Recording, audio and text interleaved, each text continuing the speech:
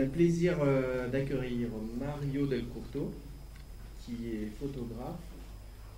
Et on l'a invité surtout en découvrant son livre, qui est aussi le titre de la conférence, Humanité végétale, donc, qui est paru chez Actes Sud. Mario a une pratique assez variée, puisqu'il est aussi photographe de théâtre.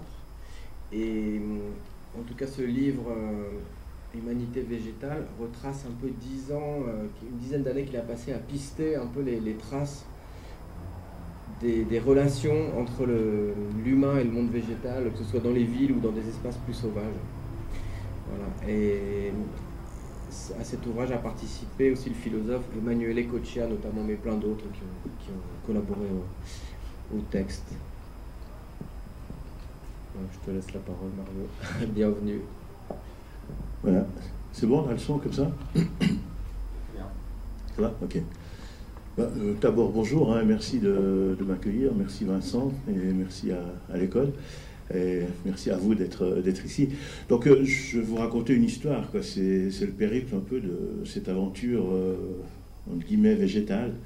Donc, au départ, c'est 2007-2008, j'avais fait une exposition à la Maison d'ailleurs à Yverdon, qui est faite une maison qui accueille la plus grande collection de science-fiction au monde.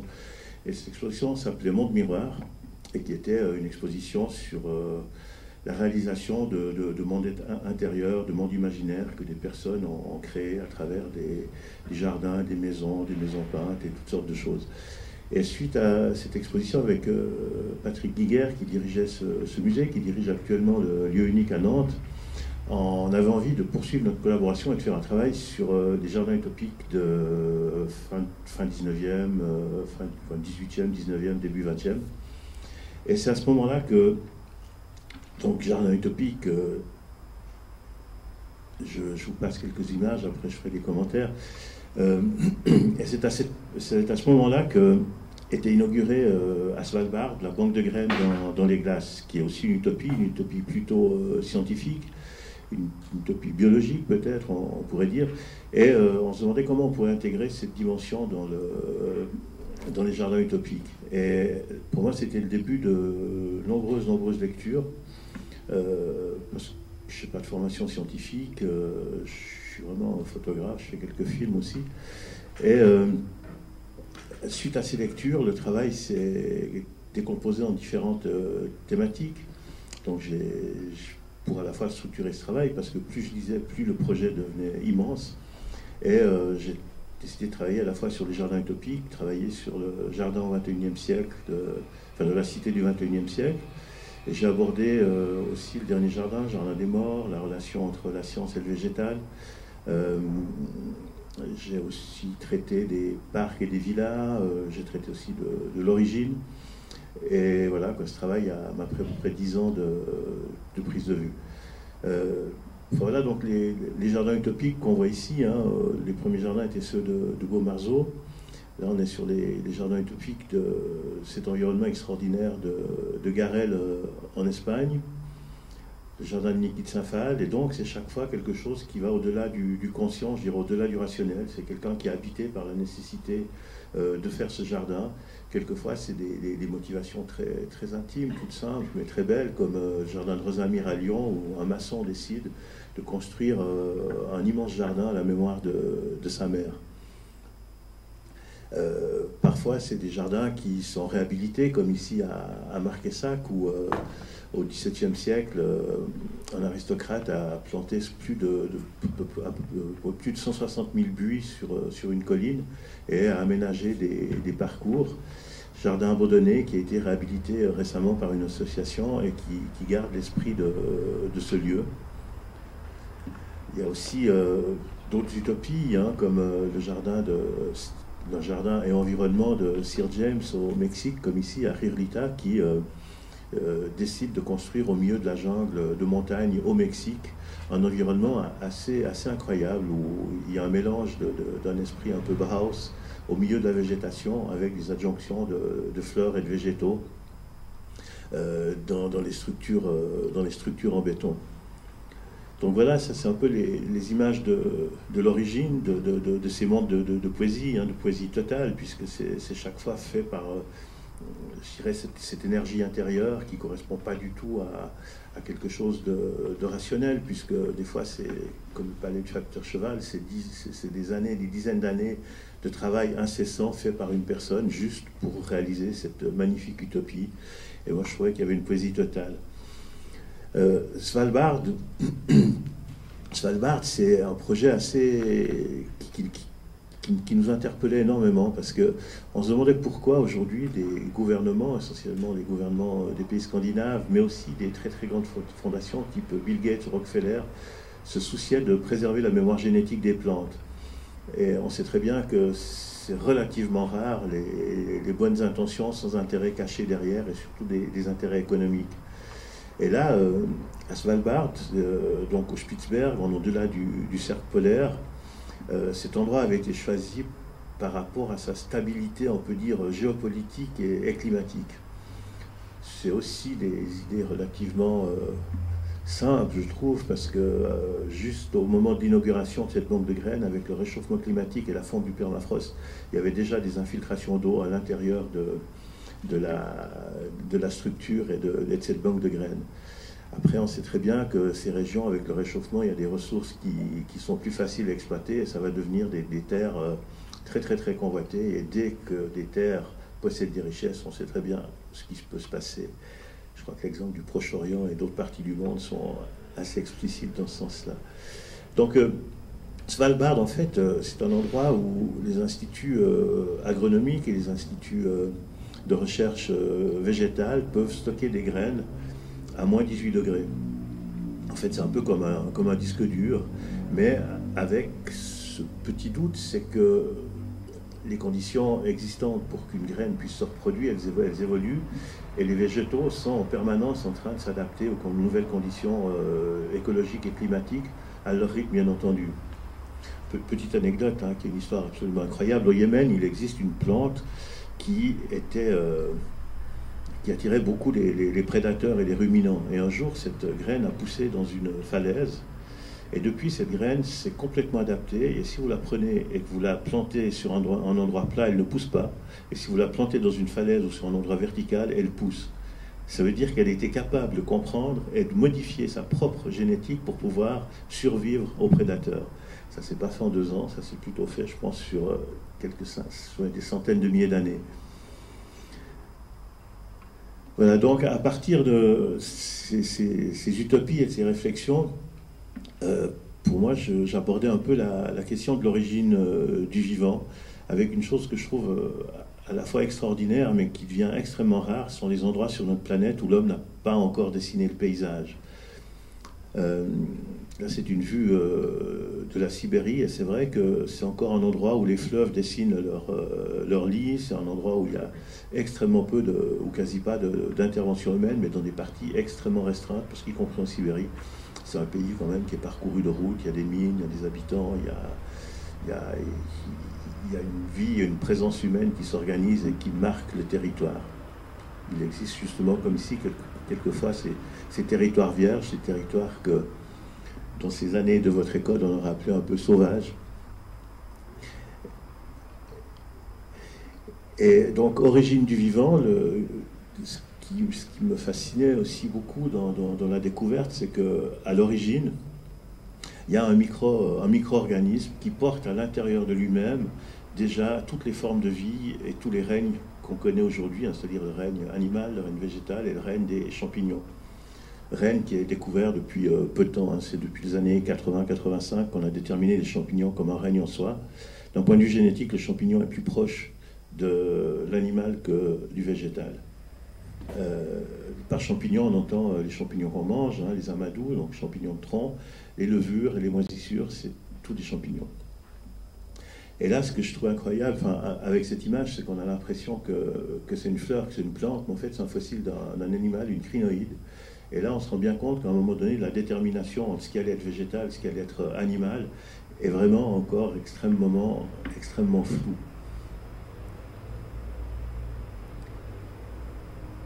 Après, donc voilà, les premières formes de vie, hein, à travers les mousses, les lichens qui colonisent la Terre, et arrive à un moment donné, un moment extrêmement charnière dans l'histoire de l'humanité, c'est le moment où l'homme se sédentarise, c'est-à-dire qu'il, sur une période assez longue, hein, plusieurs milliers d'années, on estime vers 10-12 000 ans avant notre ère, les hommes se sédentarisent. Qu'est-ce que ça veut dire, se sédentariser? Ça veut dire qu'on devient dépendant de ses propres cultures, c'est qu'on ne va plus dans la nature chasser, on ne va plus dans la nature cueillir, mais on doit cultiver les éléments qui vont permettre de passer, de passer l'année, enfin de se nourrir d'année en année.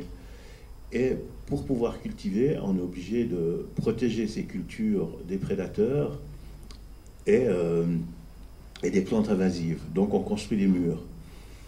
Et à l'intérieur de ces murs, c'est un savoir aussi, puisqu'il faut être capable d'année en année d'améliorer les variétés, de les replanter, de sauvegarder les graines, et c'est le début d'un savoir agronomique qui est naissant. Mais je pense que le fait de dessiner le territoire pour pouvoir assurer sa survie, justement l'horizon n'est plus dessiné comme sur cette image de Sibérie par elle-même, on pourrait dire, hein, par la nature elle-même, c'est-à-dire les fleuves dessinent leur lit, l'horizon est dessiné par les collines, mais tout à coup l'espace est dessiné par des murs. Et je pense que c'est l'origine de la notion de propriété privée. Et jusqu'à aujourd'hui, la notion de propriété privée, de savoir et de pouvoir sont quand même parmi les 3 piliers qui ont marqué tout le développement de notre humanité jusqu'à aujourd'hui. Je pense qu'on peut ajouter l'autorité, hélas. Donc ce savoir s'est développé de façon très différente. On y reviendra après avec l'exemple de l'Institut Vavilov, qui est un institut agronomique à Saint-Pétersbourg. Et là, par exemple, c'est une structure en entonnoir, c'est des cercles de Morée au Pérou, et c'était un endroit de recherche agronomique des Incas. Et avec ce système, ils avaient réussi à recréer un climat qui part à peu près du niveau de la mer jusqu'à 2500 mètres d'altitude, en utilisant l'ensoleillement, en utilisant aussi les courants qui ont été générés par cette forme en entonnoir et en terrasses successives.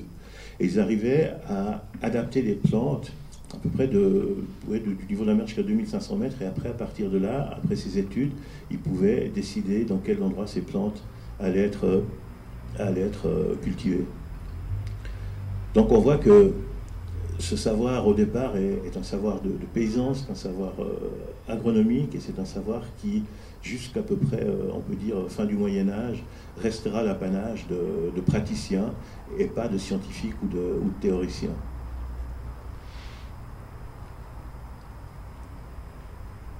Donc là, on se retrouve dans les hauts plateaux du Pamir, à la frontière de l'Afghanistan, qui sont des zones très intéressantes du point de vue du lieu d'origine des plantes alimentaires. Juste à côté, au Kazakhstan, là on voit, c'est une forêt de pommiers sauvages. Et ce qui est intéressant par rapport à cette notion de sauvage, je pense que c'est extrêmement important, la notion du savoir et de la connaissance aussi. Parce que tout est mouvement, tout est évolution.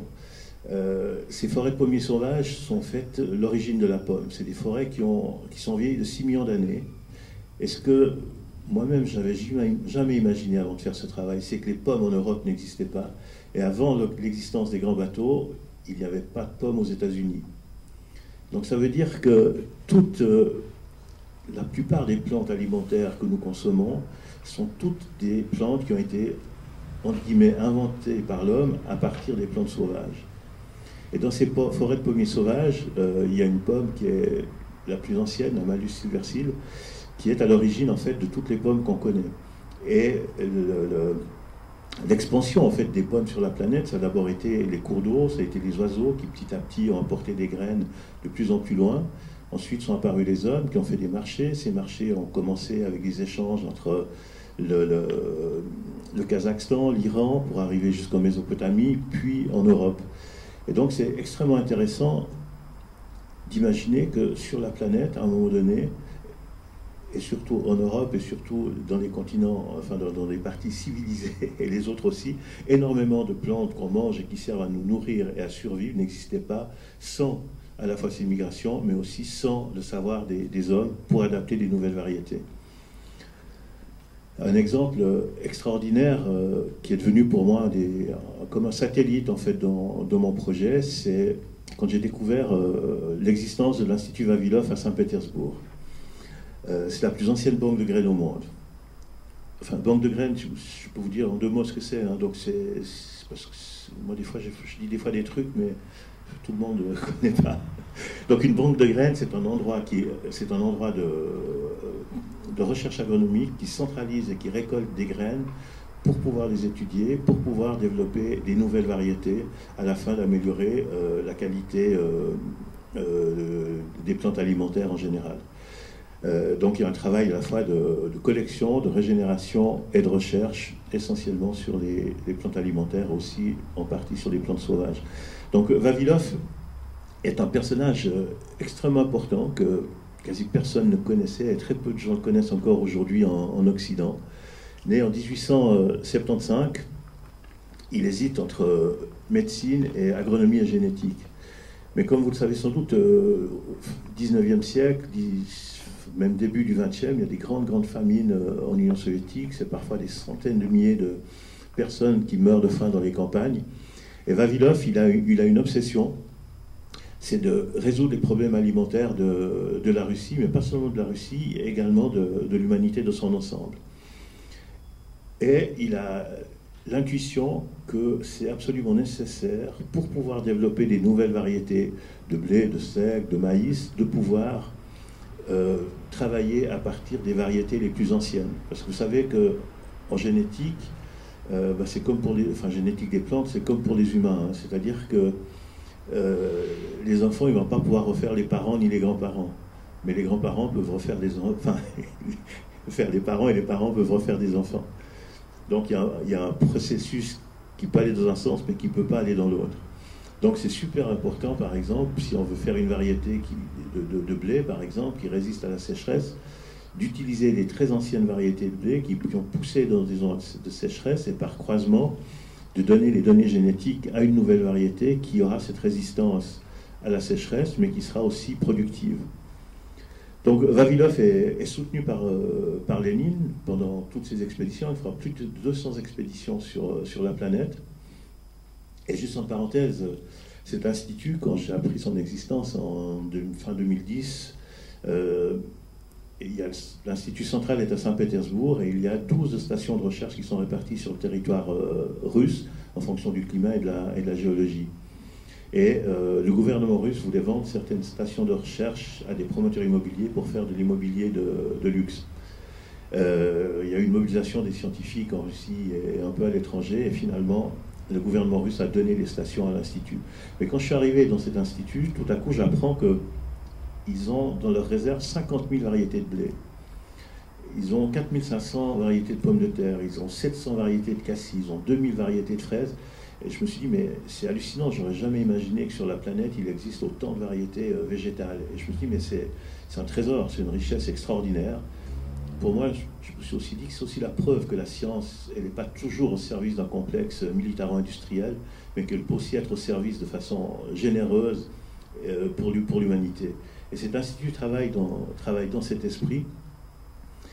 Et c'est un travail, je dirais, selon le principe de Vavilov, qui disait en fait les plantes cultivées doivent être régénérées en champ et non pas dans des frigos, parce qu'il y a justement cette évolution qui pourrait, en fait, on pourrait se rendre compte qu'après 50 ans de stockage dans un frigo à moins 20 degrés, que la plante et les graines qui sont dans ces endroits ne sont plus fertiles.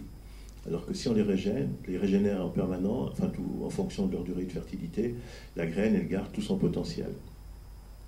Donc Vavilov fera plus de 200 expéditions, une soixantaine sur les différents continents.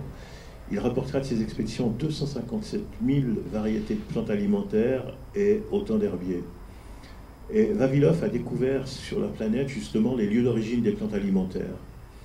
Parce que, comme vous le savez, la tomate et les pommes de terre viennent plutôt d'Amérique latine, le blé vient plutôt de Mésopotamie et d'Asie mineure, et ainsi de suite. En fait, chaque plante alimentaire qu'on connaît aujourd'hui, c'est une plante qui avait un lieu d'origine qui n'est pas le pays où on habite, en l'occurrence, aujourd'hui.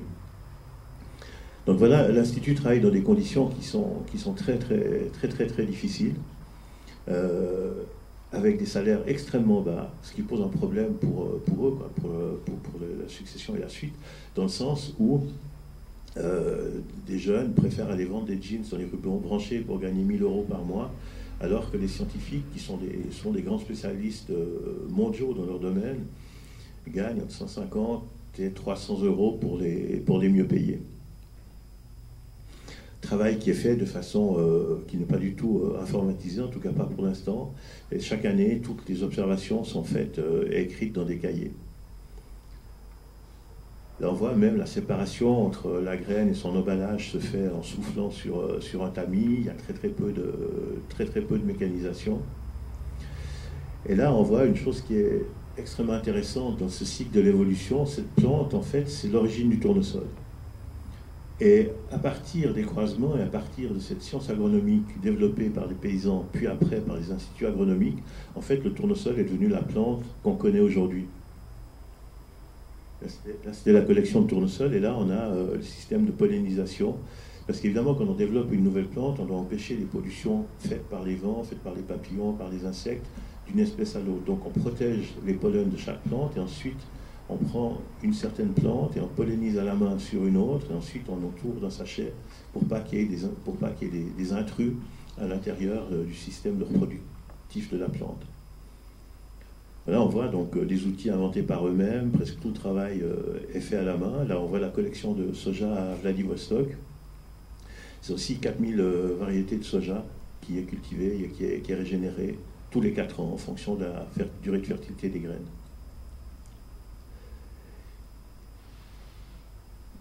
Toc, voilà. Et là, petite image de la directrice d'une station de recherche à Patiti, qui est une station de recherche qui est aussi au-delà du cercle polaire. Et en fait, c'est assez intéressant parce qu'ils essayent d'adapter de l'herbe et des mauvaises herbes aussi, parce qu'il y a des gens qui vivent, et c'est un endroit, c'est à peu près 60 jours par année sans gel.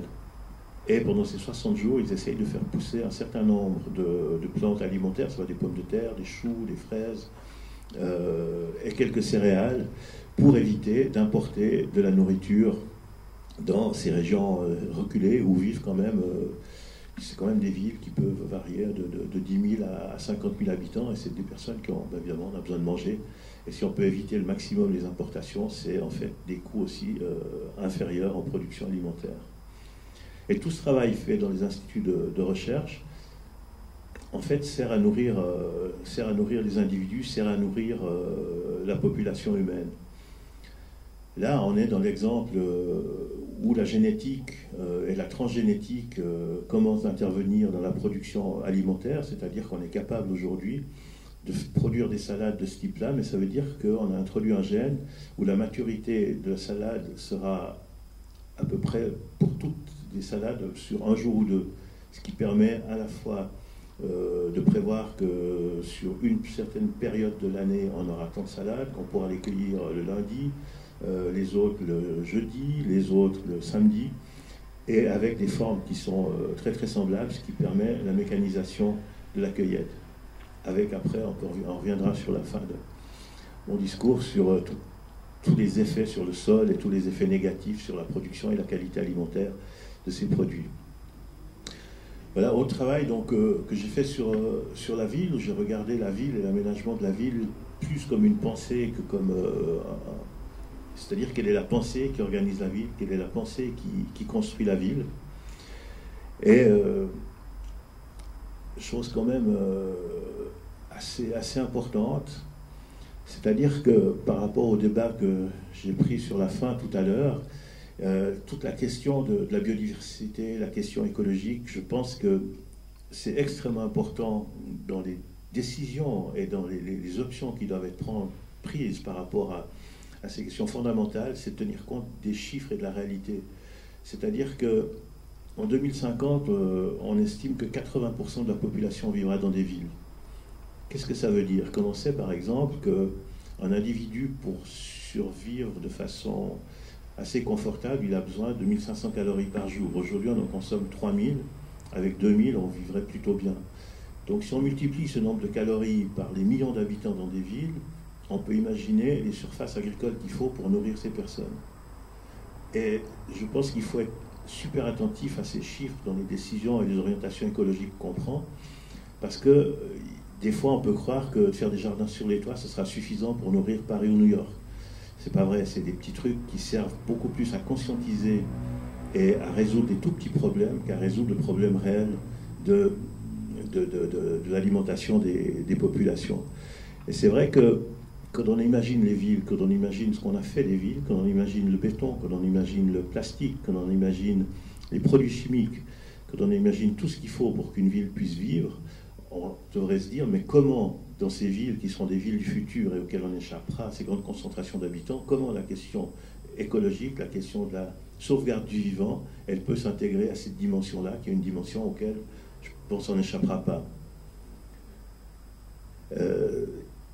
Quelques images à Singapour et Hong Kong qui sont un peu antagoniques, ou Hong Kong avec une sauvagerie urbanistique incroyable. Dubaï avec une envie de végétaliser la ville, mais c'est quand même hallucinant. On est dans un pays qui est aride, on construit une ville au milieu du désert, et toutes les 2 semaines, on doit changer les fleurs parce qu'elles sèchent, parce qu'elles n'ont pas suffisamment d'eau, alors qu'elles ont partout des systèmes d'irrigation avec au goutte à goutte pour essayer de les faire survivre. Mais en été, c'est 60-70 degrés au soleil, et vous imaginez l'aberration que c'est de vouloir avoir ce type de fleurs décoratives qui ne tiennent jamais le coup.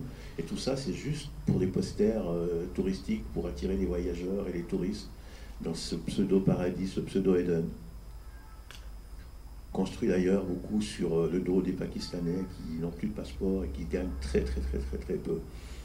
Et je pense que tout ce qu'on regarde et tout ce qu'on fait, je pense que c'est super important de le voir dans son ensemble et sa complexité, et pas seulement par rapport à juste une première envie, un regard très superficiel. Voilà, là c'est un petit aspect du camp de concentration des fleurs, parce que toutes ces fleurs qu'on voit chez les fleuristes, qu'on voit dans les villes, sont presque toutes centralisées à Alsmer, à Amsterdam, et elles arrivent de à peu près de 600 points de production sur la planète. Elles arrivent par avion à Amsterdam, elles sont stockées dans cet endroit, elles sont vendues aux enchères, et elles repartent par avion, par camion, dans toute l'Europe. Pour que ces plantes puissent garder un peu de fraîcheur, imaginez ce qu'on leur a mis à l'intérieur.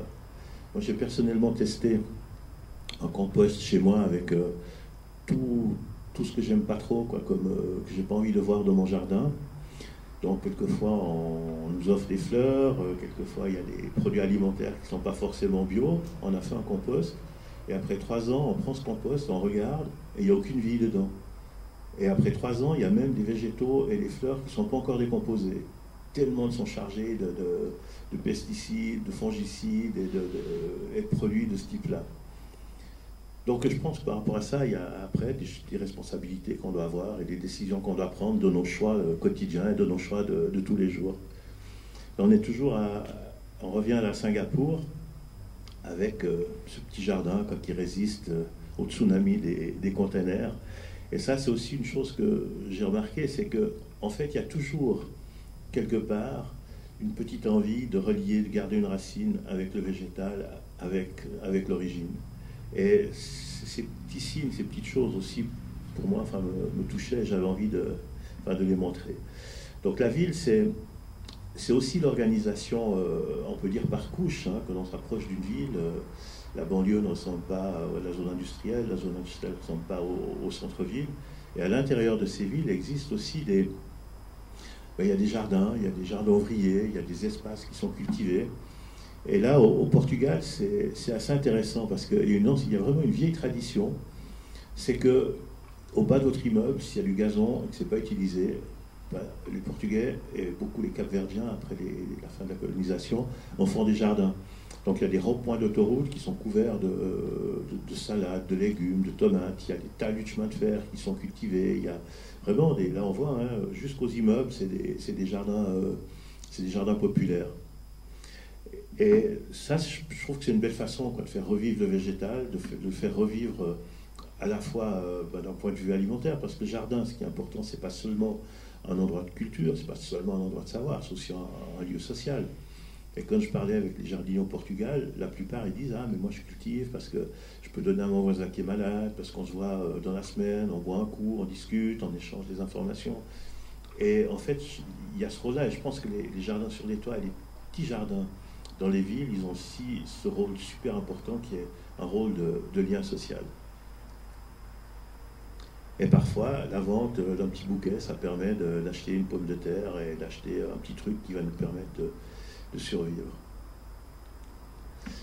L'autre chose sur la ville, il y a un livre formidable qui est écrit par James Scott qui s'appelle Homo Domesticus et qui parle justement, après la sédentarisation des hommes, à peu près en 3500 avec 4000, création des premières cités-États. Premières cités-États, comment est-ce qu'elles se construisent, ces cités-États? Ça veut dire que ces centres des cités-États, ils ont besoin de guerriers pour aller capturer les tribus de chasseurs sauvages. Pour avoir des guerriers, pour aller encore capturer d'autres tribus de chasseurs sauvages. Mais ils ont aussi besoin de main-d'œuvre. Donc ils capturent les chasseurs-cueilleurs pour en faire des esclaves. Et en fait, cette organisation avec un centre qui est un centre de prédation sur l'humain, puisqu'il le réduit en état d'esclavage, et qui devient un centre de prédation sur les richesses naturelles et sur la nature, en fait, c'est notre système qui s'est construit partout dans le monde, sur la planète, jusqu'à aujourd'hui. Et je pense qu'aujourd'hui, l'enjeu, il est là, c'est qu'on doit changer cette vision, et si on ne change pas cette vision, si le centre tel qu'il est aujourd'hui ne disparaît pas, ce sera l'Anthropocène, et ça va être extrêmement compliqué. Par contre, ce que je trouve rassurant, c'est que quand on parle de fin de civilisation, y compris la civilisation romaine, par exemple, c'est pas tous les Italiens qui ont disparu, hein. C'est juste le centre qui a disparu. Les Italiens ont continué, enfin, c'était pas des Italiens, mais ils ont continué de vivre, les Incas. C'est le centre qui a disparu, mais tous les Incas n'ont pas disparu. Et aujourd'hui, le centre, s'il disparaît, c'est pas la fin de l'humanité, c'est simplement la fin d'un monde, c'est la fin d'un mode de production et c'est la fin d'un mode de fonctionnement. Et ce mode de fonctionnement, c'est une chose à laquelle moi je réfléchis quand même beaucoup. Je me dis, mais on parle de l'écologie, mais on n'a jamais fait le bilan écologique de l'armée. On n'a jamais fait le bilan écologique des guerres. Et ce serait intéressant quand même. Quel gaspillage pour fabriquer des avions, des tanks, des jeeps et tout ça. Et si cette énergie et cet argent, on l'utilisait de façon positive et plus, je suis idéaliste, un peu utopique, mais en même temps, on en est là aujourd'hui. Et je crois que la question de l'écologie, la question de la biodiversité, la question du sauvage, la question du vivant surtout, elle pose ces questions, elle pose cette question du changement d'horizon. Et je pense qu'elle est fondamentale aujourd'hui pour nous d'essayer d'inverser ces choses parce que on est sur une planète qu'on est en train de bétonner, qu'on est en train de polluer avec les intrants, on est sur une planète où les richesses sont limitées et on n'est absolument pas dans le partage, on est toujours dans cette vision d'un développement qui doit se faire pour l'humain et pas pour le vivant. Et je pense que ça, c'est des grandes questions auxquelles on doit se confronter et auxquelles on doit être confronté et auxquelles on doit se confronter dans notre métier, dans notre quotidien, dans notre pratique de tous les jours et dans nos perspectives d'avenir. Voilà, toutes les villes du futur. Après, j'ai fait un parcours en zigzag, donc je vous fais un petit blabla en zigzag aussi. Et là, on est sur une partie qui m'a aussi intéressé, c'est toujours par rapport à ces notions d'évolution. C'est sur l'origine de la villa, qui est liée aussi à l'origine quand même, à l'expression du pouvoir, à l'expression du savoir. Donc, il y a des villas extraordinaires qui ont été faites, mais ce qu'il faut savoir, c'est que la première villa, elle date à peu près de 100-125 de notre ère. Avant, la notion de villa avec un jardin n'existait pas. La question dans les villes, d'avoir un grand espace autour de sa maison, c'est quelque chose qui n'existait pas. Et il y a eu, en Italie, entre autres, avec la Villa Adrien, cette première idée d'avoir une immense villa avec un espace, je crois que c'est 400 hectares, sauf erreur, la Villa Adriana, qu'on voit ici, mais qui est faite de nouveau par un aristocrate éclairé, illuminé, qui fait un parcours de l'Europe pour trouver des formes d'architecture intéressantes et qui construit un palais incroyable avec des plans d'eau immenses, avec un théâtre d'eau. Et c'est plus de 40 000 ouvriers qui ont travaillé pendant des années et des années pour réaliser ce premier jardin, on peut dire, et ce premier parc privatif. De nouveau, moi, quand j'étais sur place, je me posais la question, je me suis dit, c'est incroyable, parce qu'en fait, c'est devenu un lieu touristique populaire. Mais je pense que 90% des visiteurs qui visitaient ce parc, à l'époque d'Adrien, n'avaient pas le droit de pénétrer à l'intérieur de ce jardin, parce qu'il était réservé à la noblesse. Et aujourd'hui, ça devient un lieu touristique, entre guillemets, qui est ouvert à tous. Mais à l'époque, on était de nouveau dans cette expression un peu de prédation, parce que 40 000 ouvriers, combien d'accidents, combien de morts, pour créer ce jardin, cet espace, qui est quand même magnifique, et qui est, de façon paradoxale, un lieu à l'époque de savoir et de condensé architectural de ce qui existait ailleurs en Europe. Là, on voit par exemple avec des restes de murs qui sont absolument incroyables, hein, quand on imagine le nombre de briques qui sont posées les unes sur les autres, qui ont été cimentées, qui ont été apportées, qui ont été fabriquées. On est face à une aventure humaine extraordinaire. Après arrivent toutes ces villages un peu abandonnés vers le 15e, 16e siècle. On est de nouveau dans cette expression avec beaucoup plus une volonté de domestication, une volonté de gérer la nature, de gérer l'espace, avec des végétaux qui sont sculptés, mais toujours autour de propriétés luxuriantes, fabuleuses, et qui mélangent souvent, et ça c'est plutôt à partir du 18e, je pense, 19e, lié aussi au développement du transport maritime, des explorations, des découvertes botaniques, hélas la colonisation, mais c'est souvent des personnes, des aristocrates qui sont assez éclairés et qui commencent à l'intérieur de leur jardin privatif de développer, on pourrait dire, des sortes de jardins botaniques parce qu'ils acclimatent des plantes qui viennent de l'hémisphère sud, qui viennent de l'ailleurs. Donc tout ça pour dire que j'ai aussi abordé la question de l'histoire des jardins botaniques. Donc l'histoire des jardins botaniques, c'est une histoire assez récente. Le plus ancien jardin botanique existant, on le verra tout à l'heure, est à Padoue, il date de 1545. Il est toujours dans l'état initial, dans son organisation spatiale. Mes jardins botaniques, au départ, sont essentiellement des jardins de plantes médicinales.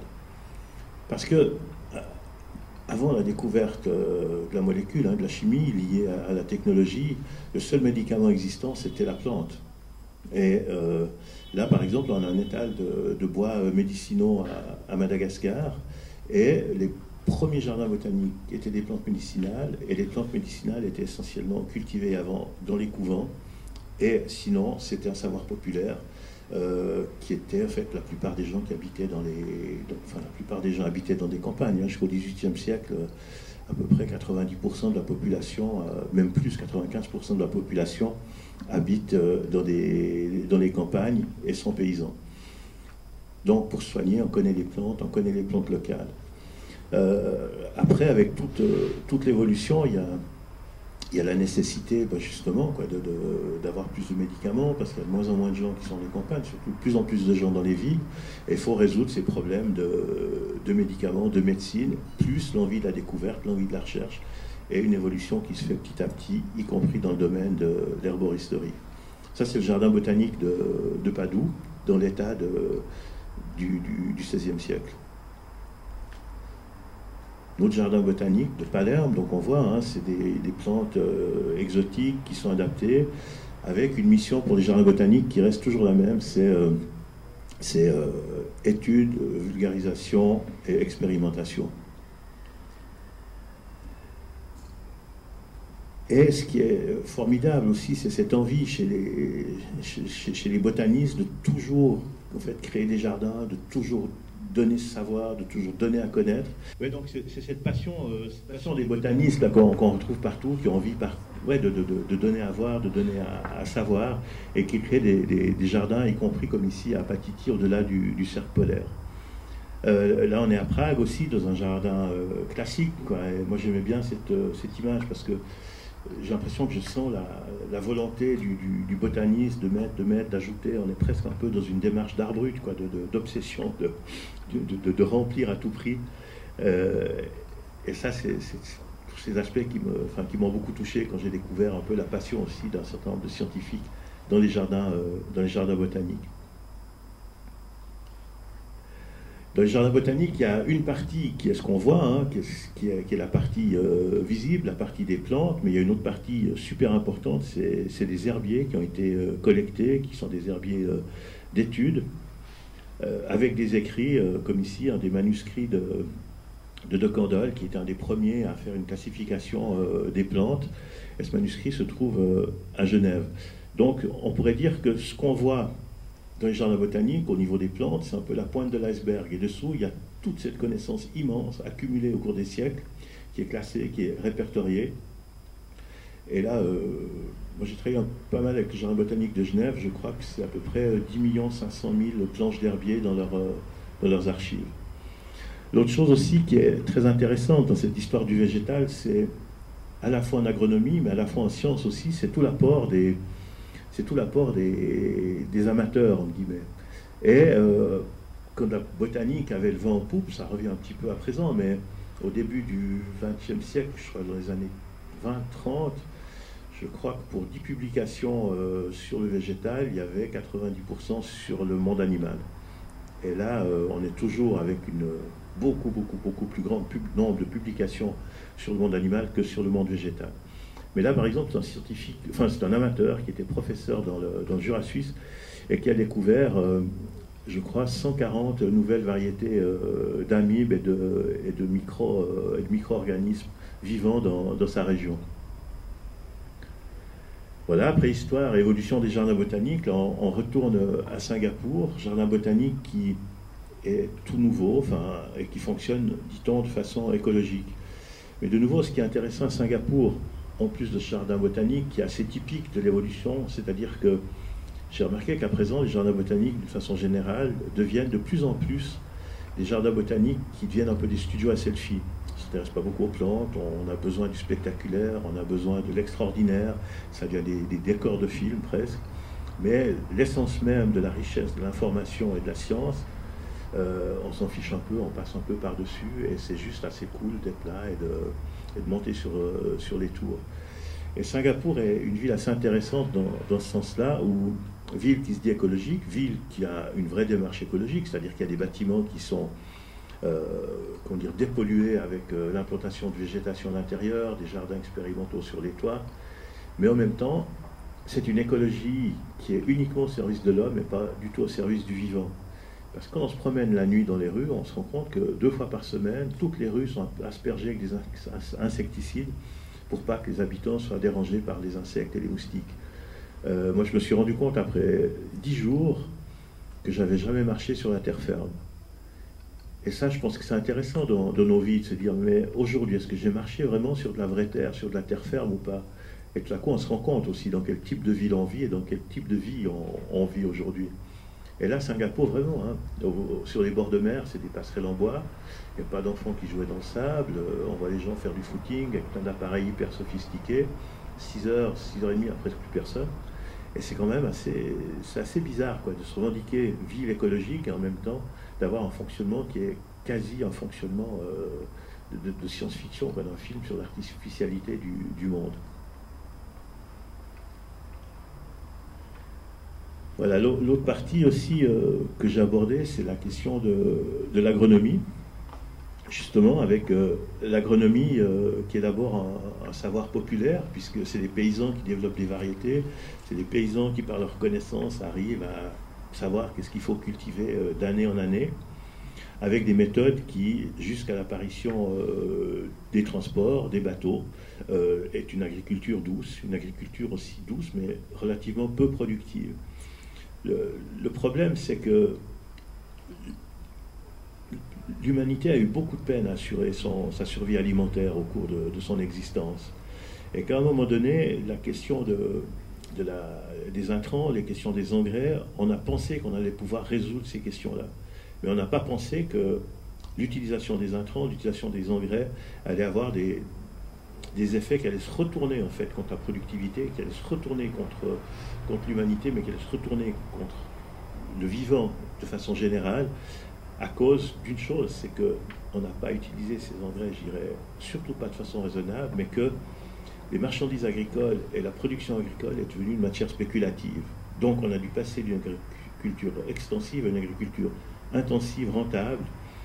Et par exemple, pour la France, à un moment donné, au début du XXe siècle, il fallait absolument que l'agriculture devienne un élément important du PIB pour pouvoir assumer un certain nombre de dépenses. Donc on a pris toutes les orientations agricoles d'une façon générale, dans les pays industrialisés, dans cette option augmentation du PIB pour générer des ressources pour l'État qui n'étaient pas investies forcément après dans la paysannerie. Et toute cette complexité, je dirais, industrielle et économique a amené la situation actuelle dans l'agriculture. Et aujourd'hui, les centres de recherche agronomique qui étaient en plein, je dirais, dans une technologisation de l'agriculture, que faire pour augmenter la production, que faire pour assurer la production de façon la plus simple possible. Aujourd'hui, une partie des paysans, on a l'impression que c'est la planète entière, mais 80 des paysans sont encore des petits paysans et des petits producteurs. C'est même pas 20% la production industrielle sur la planète. Mais dans l'agriculture traditionnelle, que j'appelle traditionnelle, mais plutôt disons moderne, le paysan devient un conducteur de machine. C'est un machiniste, c'est plus tellement un paysan. Et qu'est-ce qu'il fait? Il suit le mode d'emploi que lui donne Monsanto, lui donne les grands groupes agrochimiques, et il a des graines qui ont été traitées, il sait quel produit il doit mettre, il sait quand il doit récolter. Et de nouveau, c'est comme moi à Singapour, je pense qu'il y a des paysans qui marchent presque plus sur le sol de la semaine. Et donc on est aujourd'hui face à cette grande problématique, c'est-à-dire qu'aujourd'hui les sols sont vraiment menacés par les intrants, par les produits chimiques, par le tassement des sols.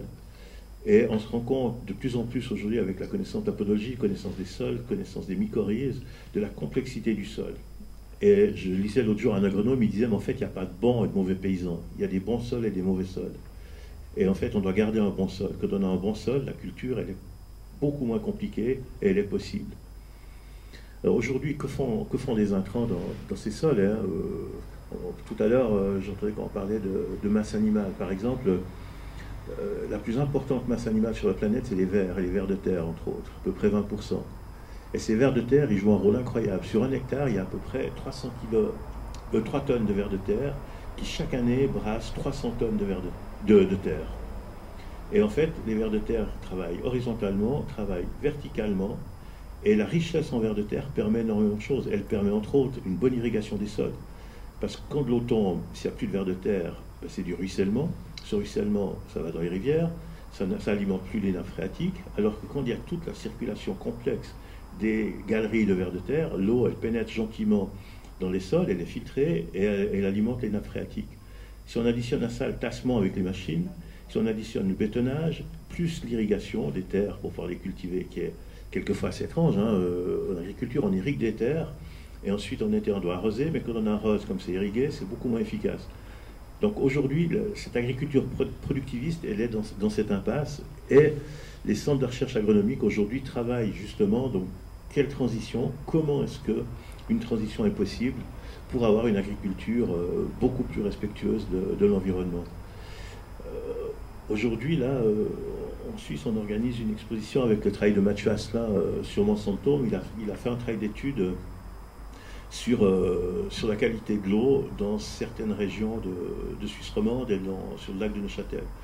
Et il y a une molécule qui est issue d'un fongicide, chlorométadine, je crois, et en fait, qu'on retrouve y compris dans l'eau d'Évian à des normes qui sont 2 fois supérieures à la tolérance minimale, qu'on retrouve dans le réseau d'eau potable de cette région 10 fois supérieure à la tolérance minimale, et dans le lac 2 à 3 fois en dessus de ce qui est toléré. Donc aujourd'hui, on est vraiment dans quelque chose d'invisible qui est en train de se passer, qui est le risque d'une micropollution des sols, micropollution de l'air. Et là, de nouveau, il y a des trucs sur lesquels je pense qu'il faut faire attention. Là, je fais une toute petite parenthèse.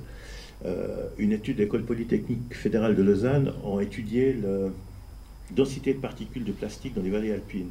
On a à peu près la même chose qu'à Paris.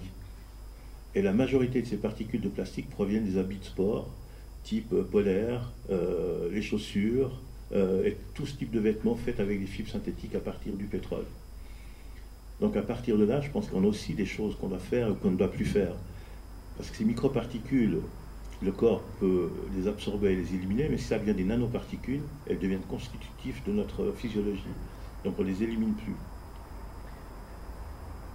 Donc les centres agronomiques cherchent vraiment à limiter aujourd'hui toute la question des intrants dans l'agriculture, mais toujours avec comment un paysan qui est endetté peut faire cette transition, comment un paysan qui n'a pas la pratique d'une agriculture biologique peut faire cette transition. Comment le consommateur qui veut toujours manger beaucoup de viande et que l'on sait que la plupart des cultures de maïs et de soja qui sont importées servent à l'alimentation du bétail et pas à notre alimentation, qu'il faut 1500 litres d'eau pour produire l'équivalent d'un kilo de bœuf, et un kilo de bœuf faut 15 000 litres d'eau. Donc voilà, on est face à ces problèmes, et aujourd'hui, c'est ce que je trouve intéressant, c'est cette vérité, cette réalité des chiffres par rapport aux décisions qui doivent être prises dans les villes, dans l'écologie, dans nos métiers et dans nos pratiques. Donc les instituts agronomiques sont vraiment face à cette problématique aujourd'hui, parce que la plupart des scientifiques avec lesquels je parle trouvent qu'il y a vraiment un vrai problème. Vous savez qu'aux États-Unis, il y a une bande à peu près de 200 km de large, je ne sais plus combien, de centaines de kilomètres de long, où les terres sont mortes. Et aujourd'hui, je pense que si on déforeste l'Amazone, c'est parce qu'on a tellement appauvri les terres de culture intensive de soja et d'autres, qu'on doit retrouver des terres qui sont un peu plus fertiles.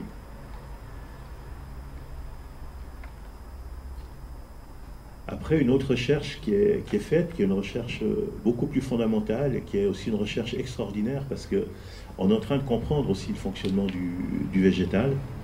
Là, c'est un travail... ouais, juste petit commentaire. Ça, c'est une des méthodes, par exemple, douces. Je suis trop long? Je me dépêche. Non, mais ouais. Il va falloir peut-être arriver... Ouais, je vais arriver. Vous êtes vers la fin de votre... Ouais. Merci. Si on peut laisser un peu 5 minutes? 5 minutes, c'est parfait. Merci. Excusez-moi. Non, c'est moi qui suis désolé de vous interrompre, mais comme on a manché à 14h, il faut qu'on garde le rythme. Oui. Merci beaucoup. Je fonce. Vous voyez, là, par exemple, juste petit exemple de lutte biologique.